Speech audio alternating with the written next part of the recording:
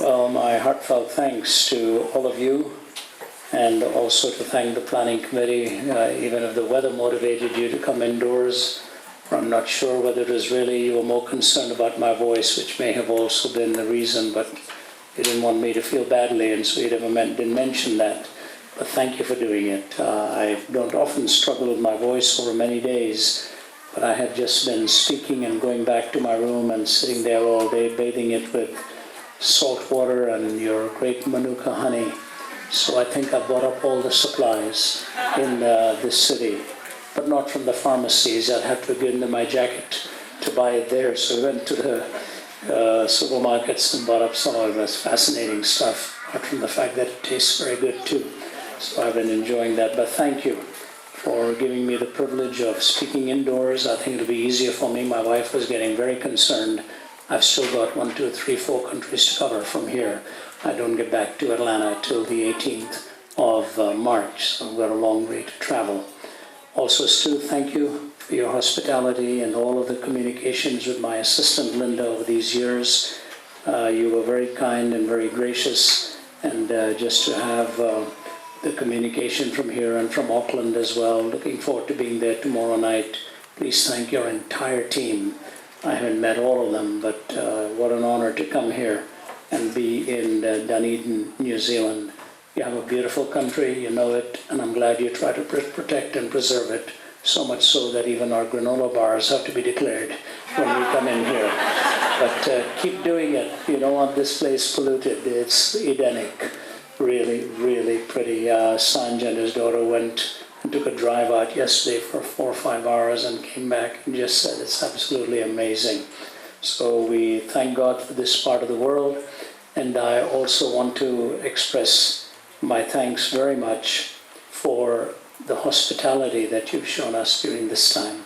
It's been quite amazing. Several of you have given cards and little gifts and all of that, and we go back with a great sense of joy and a great sense of delight. I hope we'll have the opportunity of coming back. The highlight for me was yesterday, going to Mosgiel and being in that little building where F.W. Borum preached for 12 years. You know, I wrote to my wife today and I said to her, from the time I was a little boy, God has given me experiences that I would never have dreamed about. First, it was meeting Jesse Owens, the famed American athlete. I was just a little kid. He broke all kinds of records. His time was long before I was born, in the 1936 Olympics in Berlin, where he broke all these records. And he came to India in the 50s. I was a little kid of about 9 or something, and had the chance of shaking his hand, and didn't wash my hand for a few days. And then later on in life, it was Malcolm Muggeridge. Never dreamed I would have lunch with him and Kitty one day in England. Never forgotten that. He was to write the foreword to my first book, but passed away before that happened. Then praying with Billy Graham. I could go down the line, and now to be in the home of F.W., in the building where Borum preached. One of the most remarkable essays. If you haven't read A Bunch of Everlastings, get a hold of it. It could change your life.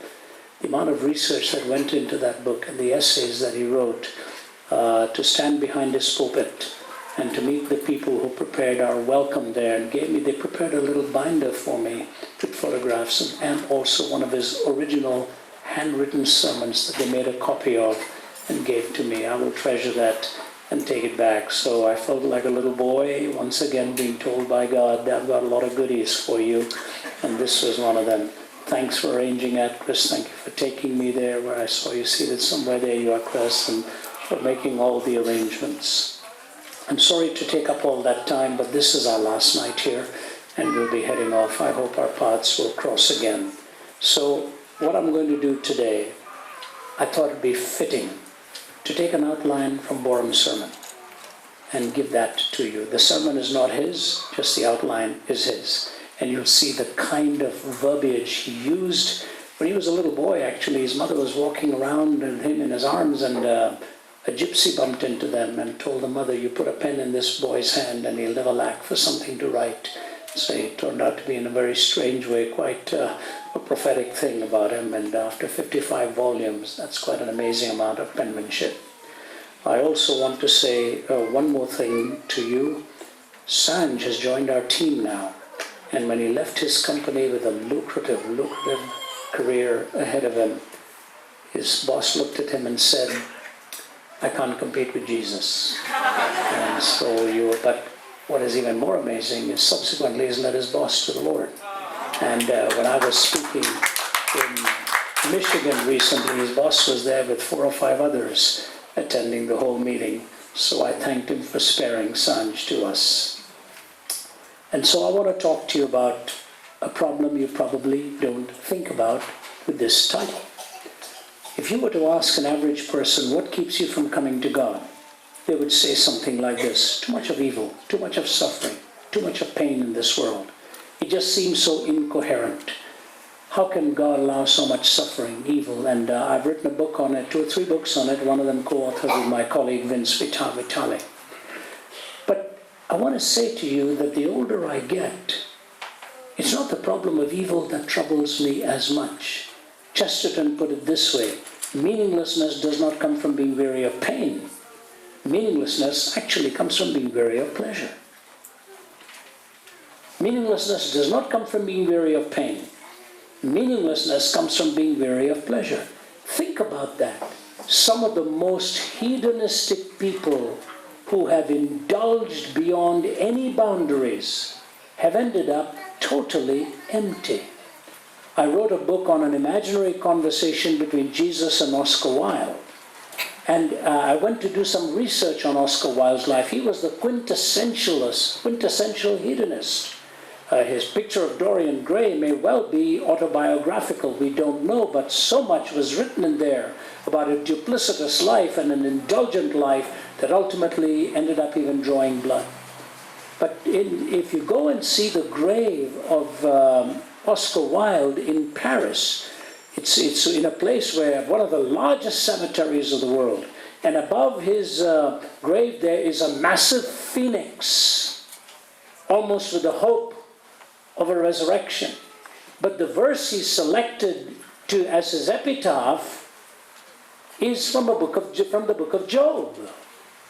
Who would have ever thought that a pleasure-driven man would go to the book of Job to find a verse that described his life?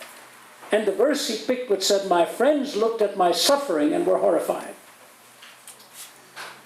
It is he who wrote the ballad of Reading Jail, in which he talks about the woman with the alabaster ointment, one of the most beautiful pieces of poetry ever written, in which she makes the comment that maybe only blood can cleanse the stains of blood. And he was talking about his own life so marred, and ironically his funeral was also held in the same church that Blaise Pascal's funeral was held. And so in that imaginary conversation, I used Blaise Pascal as the foil, and the 3 of them talking. And the publisher wrote to me, he said, "How can you put all these words into Oscar Wilde's mouth?" I said, "I didn't, they're his." I said, "I've just taken them and reworded the same thing, but I've got footnotes for every one of them." And never heard a complaint even from scholars of Oscar Wilde that that's exactly the way he struggled. As shortly before he passed away, lying in Paris, asked somebody to bring a priest because he was so broken and so shattered, and he needed to talk to somebody about the rescuing of his soul. So the problem of pleasure, and especially for you young men and women, the world might seduce you into disbelief with the problem of pain, but the world in seducing you will induce you into a hedonistic lifestyle, and that will leave you even emptier than before. Believe me, it will leave you even emptier than before when you have indulged and plumbed the depths of anything illicit. You come away saying, this is not where it could be. For a few weeks ago, for the first time in my life, we were in Las Vegas, and you see the billions of dollars that are gambled out there. And I mean, it's a street of hedonism. Anything you want, you can find in that main drag in Las Vegas.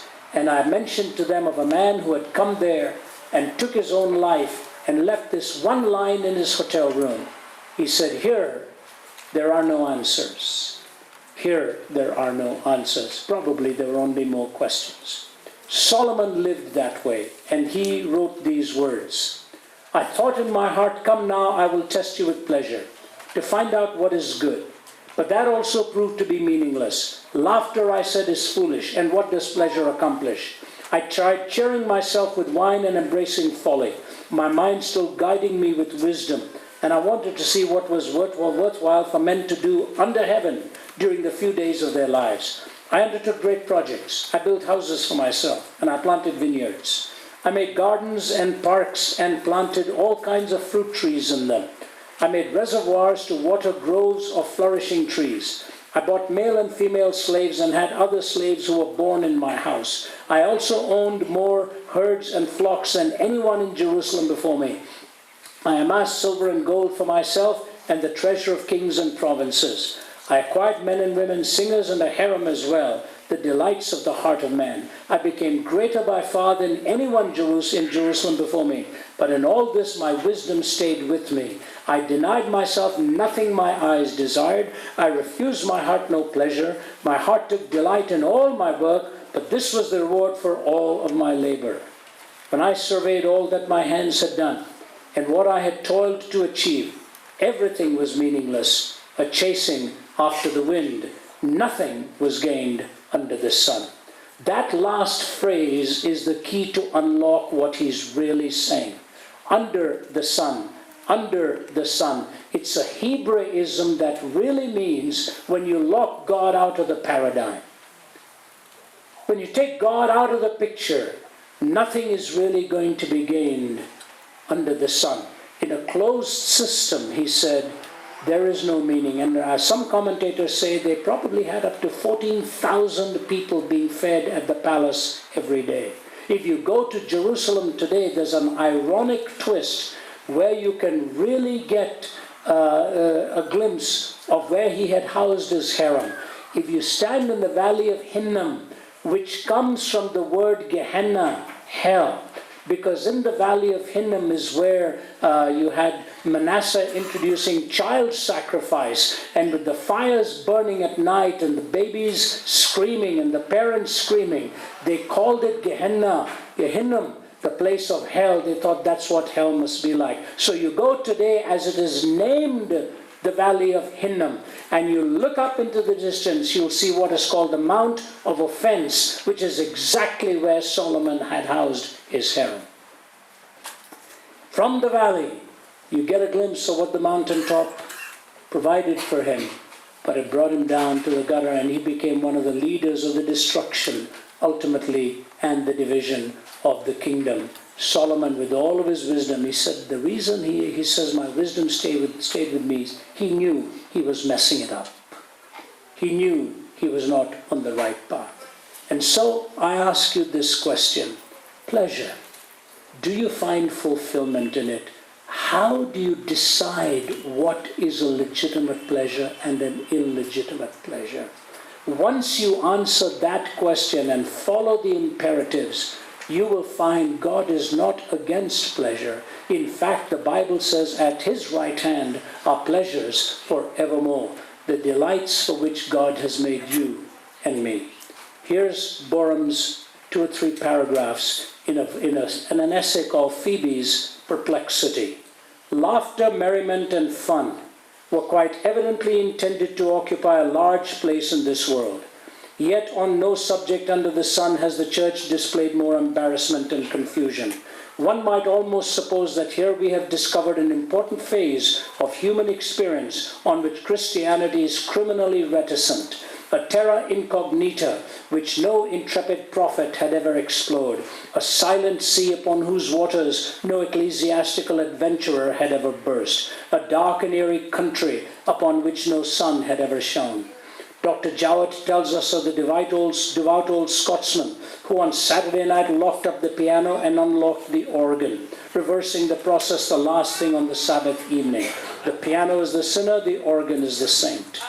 Dr. Parker used to wax merry at the man who regarded table games as a gift from heaven, but billiards he deemed to be a stepping stone to perdition.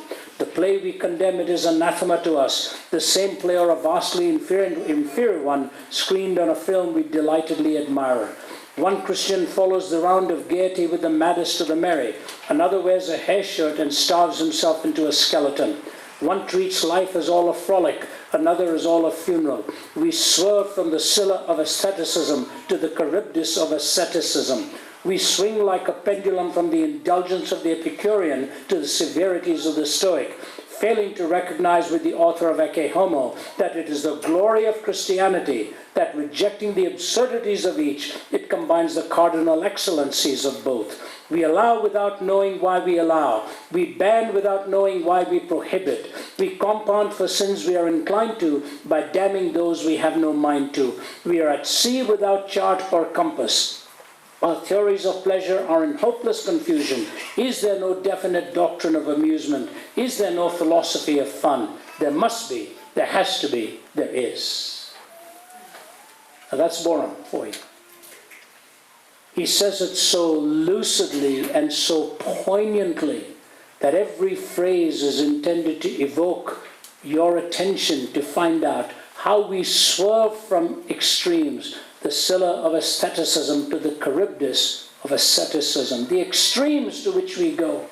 He says, is there no doctrine of amusement? Is there no doctrine of pleasure? There must be, there has to be. He says there is. And he gives us 3 principles.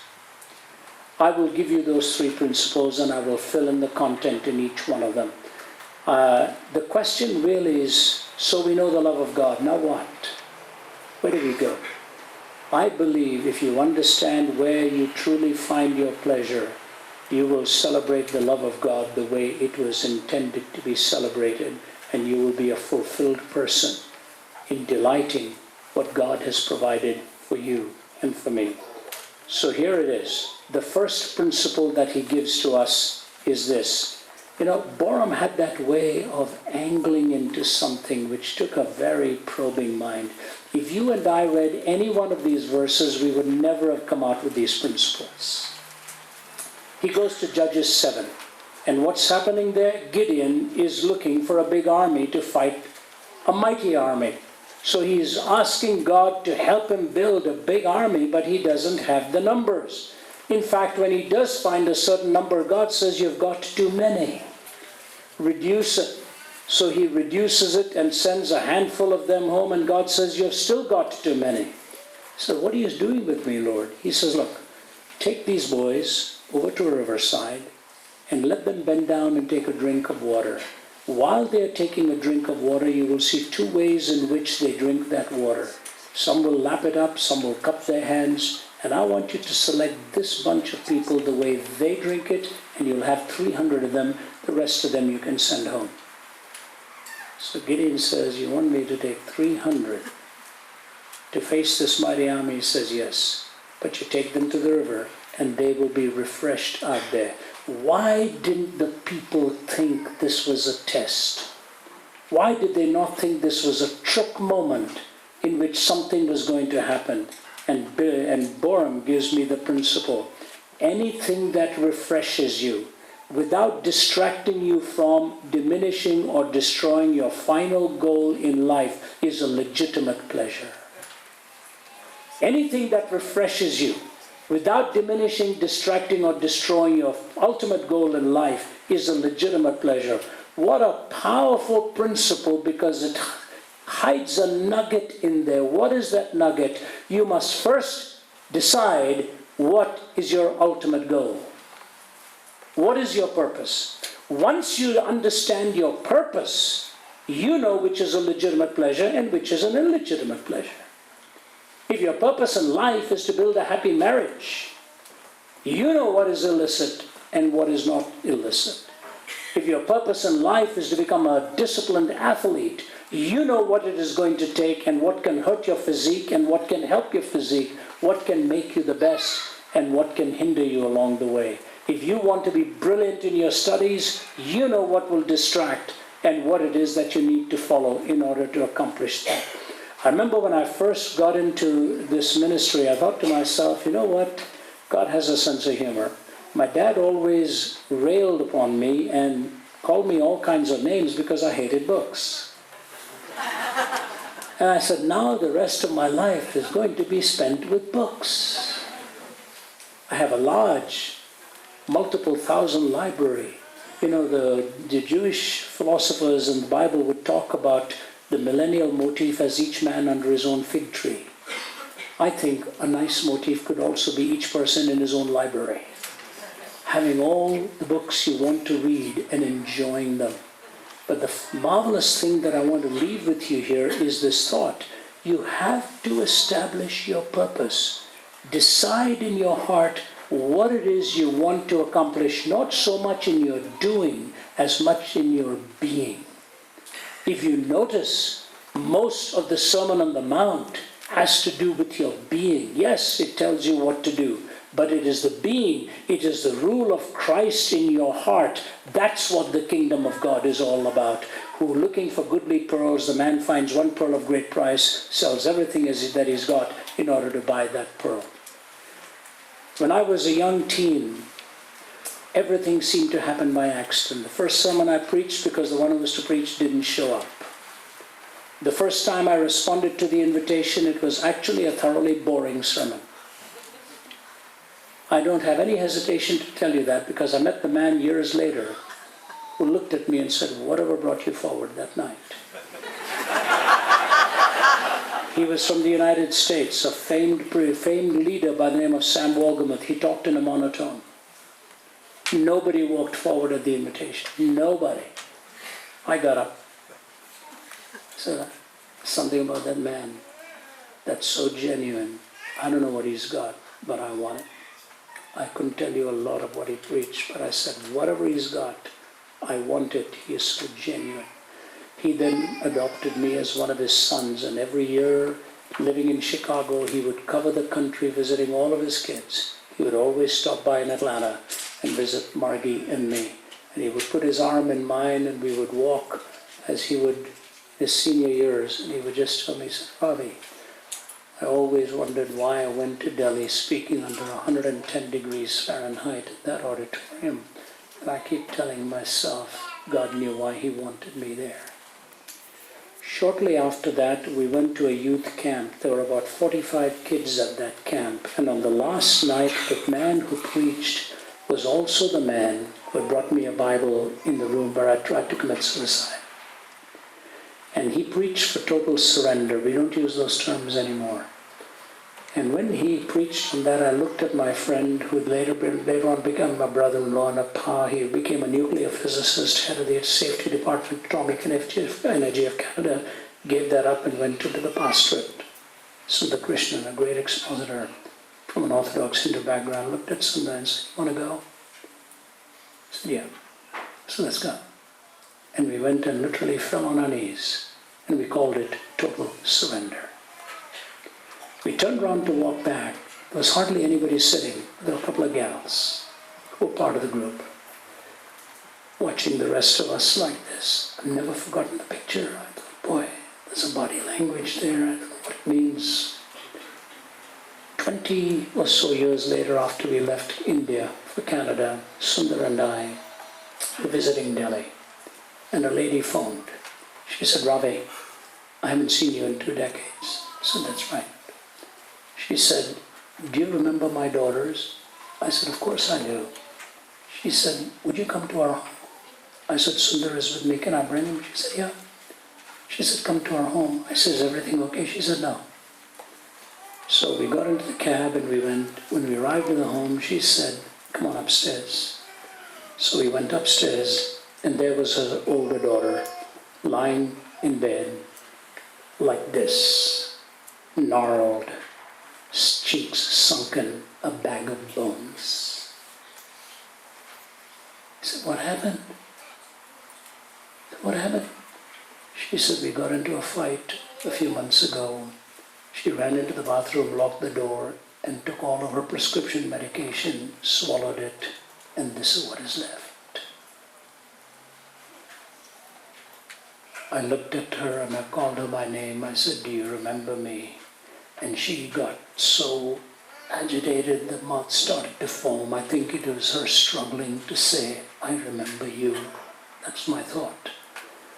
But as I stood by her bedside, I thought, I wonder, on that day, when the invitation was given, had the response been different, would this situation also have been different? And I asked myself, what are you doing in this condition? And so I ask you, what are the places you go to? What are the things you watch? What are the pictures that you delight in? What are the relationships that you're engaging in? Is it right for you to be where you are in those situations? Find out your purpose, and if some of those things have to be broken and amputated, do them tonight. It'll take a lot of courage and a lot of strength of will, but it'll be the most liberating thing you can ever do. Believe me, we live with temptations. You live in a hotel room, you live with temptations. Half my life has been spent there. I remember speaking to a very prominent baseball team, professional team in Atlanta. They used to invite me regularly to come and speak, to do the chapel. You speak to the opposing team first, then the home team, and then they go out onto the field, and I was invited to watch the game from the box side there. So I stood up before them and I said this. I said, you know guys, your muscles are so big. It's awful to walk into the room and be the only one who fails the physical. I said, do you think I'll talk to you about bodybuilding? Do you think I'm going to talk to you about how to knock the ball out of the park? I can't even see it coming, and you boys have knocked it out by then. I said, I'm going to talk to you about something that I probably know better than most of you sitting in front of me. I said, I've lived my life on the road, and I want to talk to you about how to live your life on the road. They sat up. At the end of that talk, they lined up, and one of them, who was paid millions a season, came and he grabbed me by the back of the neck. I thought he'll break my neck. He said, I want to tell you something. He said, I have more money in my bank than I ever thought I would have. But I have lost everything of value that I ever possessed. And he put his head on my shoulder and started to cry. My travel associate realized what a sacred moment it was for him. He just moved back about 10, 15 feet. And as I prayed with him, the tears were just on my clothes as he sobbed, and he says, pray for me, man, pray for me. I don't know if I can ever recover what I've lost. He said, all the wealth, but all the shame, and all the guilt, and all the pain. Young men, it's very easy for you and me to make those blunders. Very easy. Because the body injects ideas, and the world is waiting there to plunder what you have in your pockets. And when it's all over, you will be left empty and desolate and lonely. Whatever refreshes you without distracting you, diminishing or destroying your final goal is a legitimate pleasure. Secondly, story again from 2 Samuel 23 this time. David is at Adullam. The Philistines are at Rephaim, and they're going to engage in battle. But David is sitting in his tent and he's dreaming of his hometown. We do that often, and then he makes this wish. Imagine if you're away from New Zealand on a battlefield somewhere, and you think of all the beautiful blue waters here, and all the scenery around. David is thinking of Jerusalem, Bethlehem, and he says, if only I could get a drink of water out of my well, I'd feel so good. And one of his best soldiers hears it, and he talks to two other guys. And under a cloak and dagger operation, they slip behind enemy lines. They get a pitcher, get to the well, fill it up, get back, and they come to David's tent and place that pitcher in front of him and say, here it is. What's this? He says, water from the well of Bethlehem. David says, how do you boys do it? It's okay. We love you, David. We love you. You're our leader. Enjoy it. David picks it up. He's about to drink it. I can't. And he pours it onto the ground. Borum gives me a second pleasure out of this. Any pleasure, he words it a little differently, I've worded it this way. Any pleasure that jeopardizes the sacred right of another is an illicit pleasure. Any pleasure to you that jeopardizes the sacred right of another is an illicit pleasure. See, David dropped that pitcher of water on the ground. If he had done the same thing when he looked at Bathsheba, all of Old Testament history could have been different. He should have said, she doesn't belong to me. How can I do this? I'm jeopardizing the sacred right of our marriage and her husband. And ultimately he even had to draw blood. I remember when I read this, saying, I don't think I could go that far. None of us can predict how we react in dire circumstances. But I said, this is a bit extreme. And then I thought to myself, have I ever jeopardized the sacred right of another person? And God spoke to me in a way that I didn't expect him to speak. It actually floored me. And that was the fact that I'm a traveling man and I've been away from my family so much. And so you come back home after an exhausting trip and you're weary. You just want a few good nights sleep. And so I would just try to catch up. And I thought to myself, my kids, I haven't seen them for so long. And now my grandkids. What I do, and I've done since then, I come back home, it doesn't matter what time of the day I arrive. I get showered up and we're off to see the family and enjoy a dinner. Even if I'm struggling to keep my eyes open, I would stay up till 10, 11 or whatever. Some of them will say, Dad, please go and get some sleep. We appreciate it. And now to enjoy them at this stage of their life, and they recognize all that it has taken to do what was done, but you realize that they were the most important people in your life. They need to hear it. They need to be told. They need to be valued. I write to at least one of them every day. Today I wrote to my youngest son a few words of telling him what a precious boy he's been over all these years and never demanded or asked much. And we had a beautiful back and forth in correspondence. Are you jeopardizing the sacred right of another because of your profession? Does your corporate world get the best of you? Ministers can make the same mistake, can't they? They sit down at the table at the end of a long day, and the first time he's being with his spouse or she's being with his spouse, the kids, and the telephone rings and somebody's got an emergency. And you walk away and say, how can this be? M. Griffin was a professor at Wheaton College, became a famous speaker, a very famous speaker, and started to write books. And in one of his books, he tells the story towards the end. He said he came back one night, he was tired, he'd been on the road, and his wife looked at him and said, Em, can we just sit down and talk a while? He said, honey, I'm really tired. And I've got an early morning meeting. Can we wait for a couple of days? She propped the pillow up behind her and she said, Em, I know you've become so famous.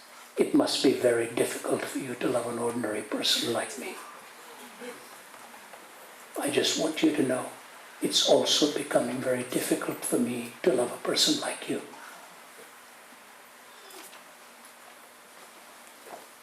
He sat up. He was wide awake. He tells the story himself and talks of what it took to shake him out of his absorption, albeit in a good cause, but forgetting his primary responsibility in the process. And so I say to you, do not jeopardize the sacred right of another person. For some of you, it may be a habit, where you're drawing somebody else into it. I remember when I was in the hotel business, I was only 20. So in Canadian terms, I was a minor. But I was working in a licensed banqueting area in that time, towards the banqueting management position. They had put me as an intern. And every night, I was so naive, I didn't realize where the chef and the manager and all used to go. So what are you boys doing at 2 a.m, not going home? And so they would just grin at me and would say to me, "Why don't you come? Why don't you come?" And they making some offers. It dawned on me what was going on. So I looked at the general manager and I said to him, "Mr. Stanway, I have a question for you. You give me the keys every night to lock up all the expensive bottles and liquor and everything like that." I said, "That's right." I said, "Why do you do that?" He said, "I trust you." I said, "Tonight, if you get me to break my convictions, will you still trust me tomorrow?"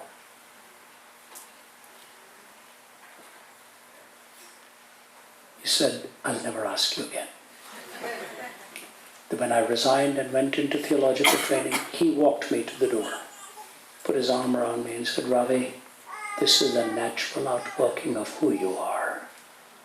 I hate to see you go, but if you ever want your job back, we'll have you back here." And he shook hands, and I could tell his words were, "I still trust you." What happened? Don't lead other people into things that you ought not be leading them into. You cause others to stumble. And I move to my final thought, and that thought is a very simple one given to me by Boram. It is from Proverbs 25:16. If you find honey, eat just enough, too much of it, and you will vomit. If you find honey, eat just enough of it, too much of it, and you will vomit. Not the most aesthetic verse in the Bible. But boy, is it ever true. What's the point? Lead a life of balance. Lead a life of balance. There is a time to laugh. There is a time to cry. There's a time to play. There's a time to rest. There's a time to speak and a time to be quiet. A time to teach and a time to learn. Have a life of balance. Find people from whom you can learn and listen. Take recreation time and play to have fun. God has given us the playing field to enjoy, to laugh, to work out, to just relax the mind. People ask me, "What do you do to relax?" One of the worst things my kids ever said to me was, "Dad, when you were younger, you used to laugh a lot more than you do now." Well, one of the things I do to laugh now is take Sanj with me. He's a clown. He keeps us really entertained, and so is my colleague Michael. I've told my wife and my children, one of the fun things about being with this team is the laughter that they bring just when you needed it the most after a tense university event. You know, I could tell you so many stories, but I just want to say this to you. Life is like a vapor. It goes by too soon. I would never have believed I'm in the 7th decade of my life. Very hard for me to believe that. It's gone like that. It's really gone like that. All the strength that you once had, you don't. After my 2 back surgeries, they bolted me down. For me to even take 2 steps in a stairway now is a challenge, because I'm locked in with 2 rods, 4 clamps, and 8 screws. So once upon a time, I was a long-distance runner. Can't do it anymore. Once upon a time, I played cricket at my university in Delhi. They would never give me a bat again. The years go by, and to you young people I say, He's given you the best of you have, but only the old know how to use. Enjoy your youth. Celebrate it. Run. Play. Do all the fun things, but don't squander the sacred for which God has really made you and prepared you. Then when you look back, you will say it's been a wonderful life. When I was young, I remember an older man sitting across a table from me, and he said to me, my wife and I were newlyweds, and he told us 2 funny stories. He looked at us and he said, "One word of advice to both of you, I said, what's that? He said, take 2 cars to church. I figured out he was telling me they have a lot of arguments when they both go in one car and one is always waiting for the other. So he said, take 2 cars for church. He had to explain it to me. And then he looked at me and he said, do you know what you are doing right now, Ravi? I just finished preaching. I thought, I mustn't have done a very good job. He said, do you know what you're doing right now? I said, what's that? He said, you are building your memories. Make them good ones. You are building your memories. Make them good ones. I want to close with 3 or 4 applications. Number 1 is this. All pleasure must be bought at a price of pain. All pleasure is bought at the price of pain. The difference between the false pleasure and true pleasure is this. For the true pleasure, the price is paid before you enjoy it. For the false pleasure, the price is paid after you enjoy it. Understand what I'm saying? For the true pleasure, the price is paid before by the will and resistance. For false pleasure, you pay the price, but you will pay after you enjoy it. Number 2, it is this. Meaninglessness does not come from being weary of pain. Meaninglessness comes from being weary of pleasure. Number 3, the closer you get to good things, the closer you get to God. C.S. Lewis points this out. The junior devil is trying to lure somebody away from God, and the senior devil is telling him how to do it, but he loses him, and the man gets closer to God. And the senior devil said, what happened? He said, he used to go for a walk every morning, and when he was walking, he would just listen to the voice of the enemy. And it changed him, the enemy being God. He said then he started reading good books. The more he was reading good books, he was listening to the voice of the enemy. And the senior devil said, this way you blew it. When he took the walk, you should have convinced him it was for exercise and nothing else. And he would have detested the whole process in the morning. When he was reading all those good books, you should have convinced him it was only so that he could quote it to somebody else. That it wasn't for his own inspiration. The closer you get to good things, the closer you get to God's voice. And the last thing I say to you is, the greatest longing we have in life is for intimacy. That's why even in marriage, the consummate act is exactly what it is. The consummate expression of 2 bodies. And with God, it's the consummate expression of your spirit, totally committed to Him. I don't know what it's going to take, but whatever it takes, I pray tonight some of you will make a commitment and say, I'm going to find my pleasure in God and God alone. Some of you may have heard me tell this story, and so what I'd like to do is just close with this. When I was 25 years old, I was invited to go to Vietnam to preach. I was so overwhelmed by this responsibility, but about 3,000 came to Christ in those 4 months. And little did I dream that a revival had broken out. I was 25, my interpreter Hien Pham was 17, cumulative age 42. And revival broke out. I was reading a book one day in an airport which said the history of the church in Vietnam, and I was reading it. It said the revival that broke out in Vietnam was in 1971 at the preaching of 2 young men. I said, I think this is talking about our meetings. Sure it was. Hien Pham was a tiny little guy with a squeaky voice, and he was my interpreter. Always called me Brother Rafi. It was so melodic, Brother Rafi. So we were preaching. At one point in one sermon, he stopped me in the middle and said, I can't take any more. I am under conviction. Stop. I promise you that happened. And the sermon was never finished and the people were pouring forward. When it was all over, I wrapped my arms around him in Saigon. Said, I don't know if I'll ever see you again. Hien. He said, I hope I do, but our country is going to fall any day now. So I left. 17 years later, he was now I was there in 1971, it was 1988. I remember I was in Vancouver because the Commonwealth Games were going on at that time. And I get this telephone call at 11 p.m. at night. I picked it up. Brother Rafi. I said, Hian, how did you know? I said, Hian, you're the only one who ever called me Brother Rafi. I said, where are you? He said, I'm in California. I said, what? I said, what are you doing there? He said, have you got time to listen? I said, sure.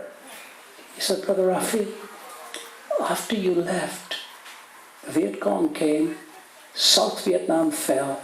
I was one of the first they put into prison because they accused me of working with the American soldiers since I was an interpreter for them and with the CIA. I told them I'm only so young. I haven't worked for the CIA. I only interpreted for some of the troops and so on. They wouldn't listen to him. They incarcerated him. And they gave him Marx and Engels, Marx and Engels, Marx and Engels. Nothing in English, French and Vietnamese, French and Vietnamese. They were indoctrinating him, making an atheist out of him. And he rebelled against all of that till one day finally he said, I've had enough. I'll give it up. He said, Brother Rafi, I kept thinking of you and your sermons and their impact on my life, but I gave it up. I told God, I'm going to wake up tomorrow and I'm not going to talk to you again. I've had enough. Just get me out of this prison. So he gets up the next morning and the commandant says to him he has to clean all the latrines that morning. So he puts on all of his rubber equipment type thing, goes in there and he's sloshing the water around and he looks at a tin can with paper with excrement on it. But he noticed one of those pieces of paper was in English. So he looked around, hosed it off, put it into his pocket.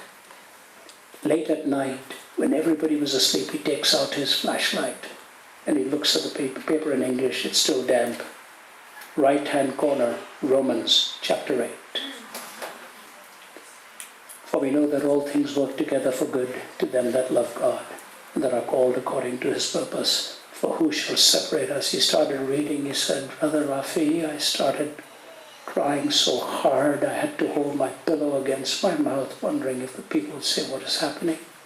I said, God, you wouldn't let me out of your reach for even one day. I'm sorry. I'm sorry. And he said, Lord, would you allow me to work in the latrine again tomorrow? So he goes to the commander and says, can I clean the bathrooms again? I thought he was crazy. He said, no, I enjoy it. So he'd go back to that can, more pages from the New Testament. The commanding officer had been given a Bible. He was tearing pages out, using it as toilet paper. And he would wash it off, come back and have his devotions at night. Finally, he was released and they told him to get out of there. So he went. He started to build a boat to escape. The daughter of one of the vice presidents found out and started to fund him. Said, if you will take me and some of my friends, I'll help you pay for the whole thing. So 52 of them brought in the money and he started to build a boat. 4 days before he was to leave, a group of Viet Cong come armed to the teeth and say to him, are you trying to escape? He said, no. So are you telling us the truth? He said, yeah. You're not trying to escape? He said, no. If we find out you're in trouble. He said, yeah, I'm not escaping. After they left, he said, there you go, God. I'm doing it my own way again. He said, I prayed a prayer that I hoped would never be answered. I said, God, if you'll send them back to me, before I go, I'll tell them the truth. Hours before they were to depart, 4 of these boys arrived. They take him by the collar, ram him against a wall. You're going. We know it. He said, yes. Are you going to kill me? They said, no, we want to go with you. And 4 of these boys got onto the boat with them, and he said, Brother Rafi, we would have been drowned and capsized in the high seas of the storm. These 4 boys were brilliant mariners, and they got us to safety into Thailand. So now I have a scholarship. I'm going to Berkeley.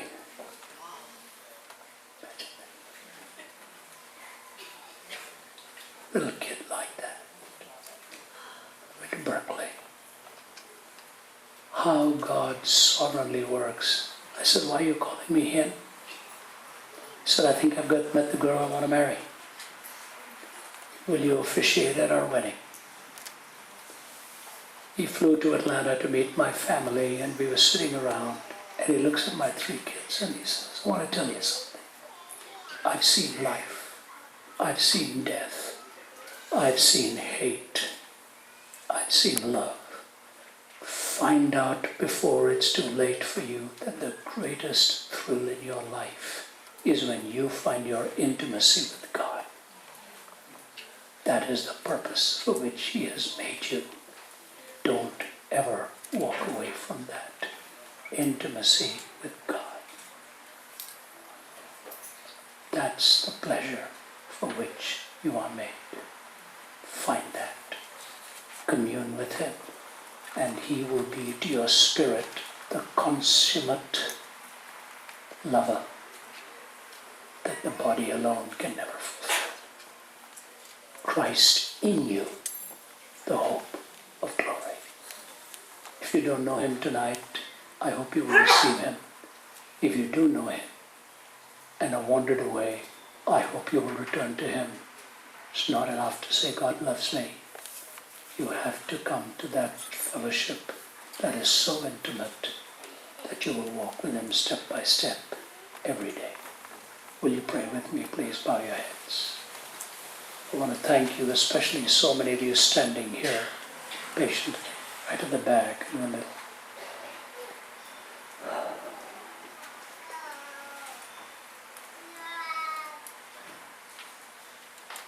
Lord, it's so nice even to hear a little baby's voice. Sign of life. But our cry comes to you tonight. We need you. The world needs you. We are a needy people around the globe.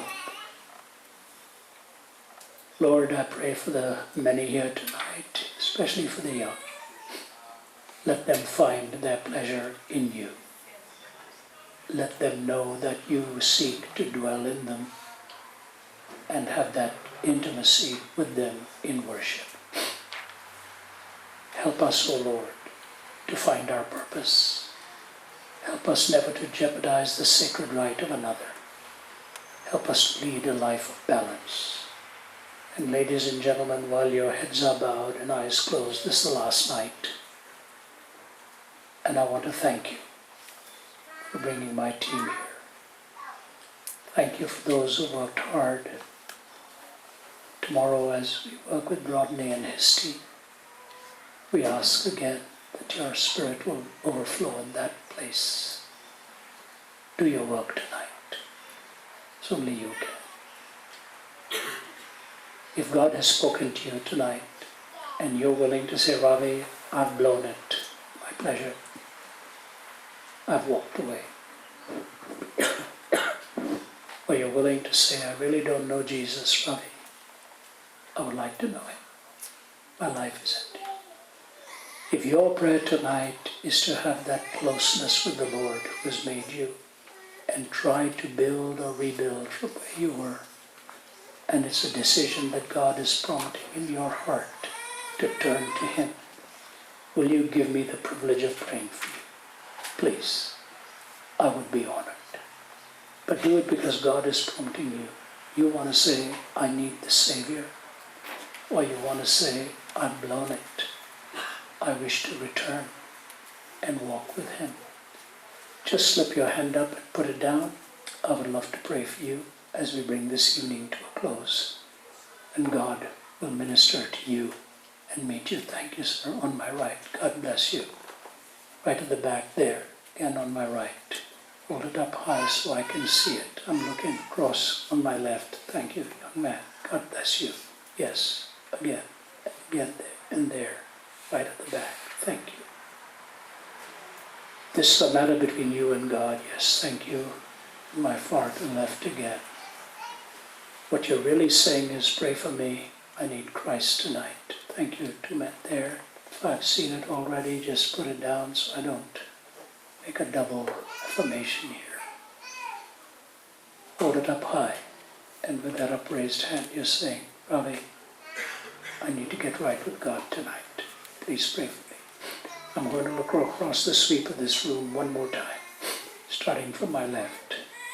Just hold that hand up high and say, all right, my time has come. Thank you, young lady. God bless you. Anyone else on my left? Yes, young man, God be with you. Thank you. Thank you. Young lady there as well. Wonderful to see the young doing this. Through the middle, yes ma'am. Thank you. And on my right. And look, and maybe I'm going to say this because I think it's important, especially for you young men. This is a tough message. But tonight, if you're willing to break some habits and start anew, say, this is for God. Why don't you do it? Say, you've read my mind. You've read my heart. Please pray for me. Just hold it up high. Let me pray for you as you do that. Thank you.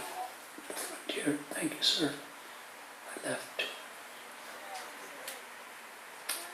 Father, for these hands that have gone up, would you please do your work as only you can. On behalf of all of my colleagues, dear Jesus, thank you for bringing us to Dunedin. It's a long way from home, but what beauty lies here, and what a privilege you've given to us to see this part of your creation. Bless this land. May some of its greatest days be ahead because they listen to your voice. Minister to those who made this commitment. And if there are those still running from you, speak tonight so that even by their bedside they will say, I need you, Lord. Thank you for those who worked hard. Fill their hearts with peace. Take us safely on to our next assignment, and may we be pleasing to you. In the name of our Lord and Savior Jesus Christ. Amen. I'll let Mark tell you what to do. If you've raised your hand, how you may meet somebody and get some counsel. Thank you.